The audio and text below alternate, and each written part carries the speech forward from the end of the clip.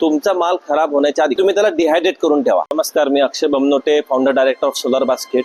आता सध्या जे काही युद्ध चालू आहे अमेरिका, इराण आणि इस्रायलचे, तर त्याच्यामुळे आपल्याकडचा जो एक्सपोर्ट आहे त्याला खूप मोठा इम्पॅक्ट पडलेला आहे।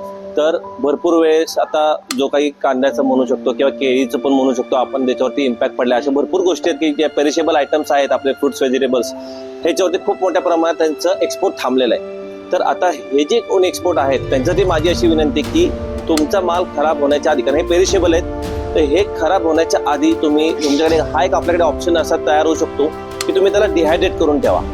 जर कांदा असेल किंवा केळी जरी असेल, कच्ची केळी जरी असते, तर त्याला तुम्ही फ्लेक्स करू शकता, त्याची पावडर तयार करू शकता। कांद्याचा पण तुम्ही फ्लेक्स तयार करून पावडर तयार करून ठेवू शकता की जेणेकरून त्याची शेल लाईफ पण वाढेल आणि तुम्हाला जे काही आयटम हे खराब होऊन तुमचं नुकसान होण्यापेक्षा तुम्ही ह्याला एक डिहायड्रेशन करून तुम्ही लवकर त्याला चांगले पैसे मिळू शकता। शून्यापेक्षा काहीतरी बरं आहे, म्हणून तुम्ही लवकरात लवकर डिहायड्रेशन प्रोसेस करून तुम्ही त्याच्यामधून उत्पन्न कमवू शकता।